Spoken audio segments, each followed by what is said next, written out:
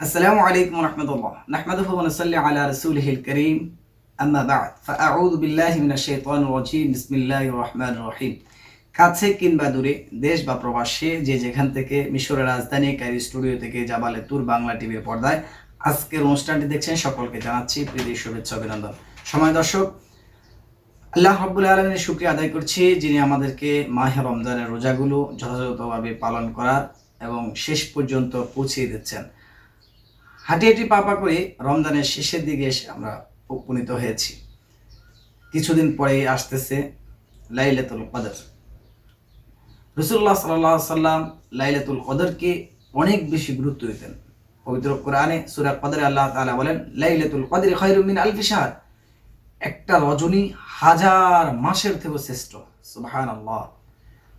অর্থাৎ এক রাত যদি আমি ইবাদত করি তাহলে 84 বছর ইবাদত করলে যে পরিমাণ সওয়াব আমলনামা লেখা হয় সেই পরিমাণ সওয়াব আল্লাহ তাআলা মায়া করে দয়া করে আমার আপনার আমলনামা লিখে দিবেন।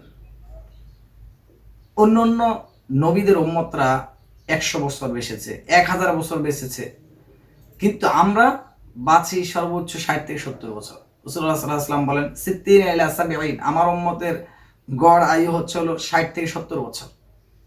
তাহলে আমরা 60-70 বছর বাঁচি, আর অন্য উম্মতরা বাঁচলো 100 বছর 1000 বছর পর্যন্ত। তাহলে তাদের থেকে আমরা শ্রেষ্ঠ হব কিভাবে? আল্লাহ তাআলা আমাদেরকে শ্রেষ্ঠত্ব মর্যাদা দেওয়ার জন্যই অল্প সময় অনেক বেশি নেকি অর্জন করতে পারি, এই সুবিধাটা আল্লাহ তাআলা দিয়ে দিয়েছেন। আপনাকে যদি বলা হয় যে এখানে 10টা কার্ড আছে, 10টা টিকিট আছে, এটা আপনি সংগ্রহ করে রাখেন, এই 10টা টিকিটের মধ্যেই একটা টিকিট অবশ্যই আপনি 10 কোটি টাকা পাবেন, তাহলে আপনি কি সংগ্রহ করবেন না? আপনি 10টা টিকিট এমনভাবে সংগ্রহ করবেন আপনি জান থেকেও বেশি এটার মূল্য দিবেন, যে না কোনো রকম যাতে এটা হারিয়ে না যায়, কারণ এই 10টার মধ্যে রয়েছে গুরুত্বপূর্ণ সেই টিকিটটা যেটা দ্বারা আমি 10 লক্ষ টাকা পাবো।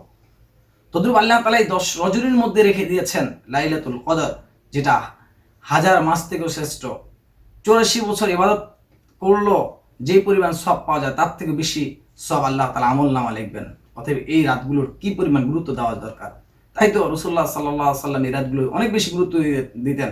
রাসূল বলেন, তাহাররু লাইলাতুল কদরি ফিল উইত্রি মিনাল আশরিল আওয়াখির মিন রমাদান। রমজানের শেষ দশকে বিশেষ করে বেজোর রাতে তোমরা লাইলাতুল কদর তালাশ করো। আর আমরা বুঝলাম 21, 23, 25, 27, 29 এই রজনীগুলোতে লাইলাতুল কদর রয়েছে। তাই বেশি বেশি ইবাদত বন্দেগীতে আমাদের এই সময়গুলো কাটানো উচিত।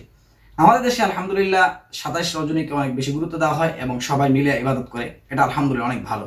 কিন্তু আমাদের 21, 23, 25, 29 এই রাতগুলোকেও আরো বেশি গুরুত্ব দেওয়া উচিত। শুধু রাসূল সাল্লাল্লাহু আলাইহি ওয়াসাল্লাম নিজেই ইবাদত করতেন না, হাসান হোসেনকে ডাকিয়ে দিতেন, স্ত্রীদেরকে জাগাই দিতেন যাতে বেশি বেশি ইবাদত করতে পারে। সাহাবারা নিজেরা ইবাদত করতেন না, সাহাবাদের স্ত্রী সন্তান সকলকে জাগিয়ে দিতেন বেশি বেশি যাতে ইবাদত করতে পারে। তাই আমাদের উচিত শুধুমাত্র নিজেরা ইবাদত করব না, নিজের আত্মীয় স্বজন যারা রয়েছে, নিজের ছেলে সন্তান যারা রয়েছে, স্ত্রী সহ যারা রয়েছে কাছের সবাইকে ডেকে দিতে হবে যে এই রাতগুলো যাতে বেশি বেশি ইবাদত করতে পারে। সকলে মিলে আমরা বেশি বেশি ইবাদত করব, আল্লাহ তাআলা সন্তুষ্টি অর্জন করব এবং বেশি বেশি ইবাদত করে জাহান্নামমুখী জীবনটাকে আমরা জান্নাতমুখী করব। এই রাতটা যদি আমরা গুরুত্ব দিই, এই রাতে আমরা যে পৃথিবীতে আমরা কি চাই, আসলে আমরা চাই দুনিয়াতে শান্তি আর আখিরাতে চির শান্তির স্থান জান্নাত চাই।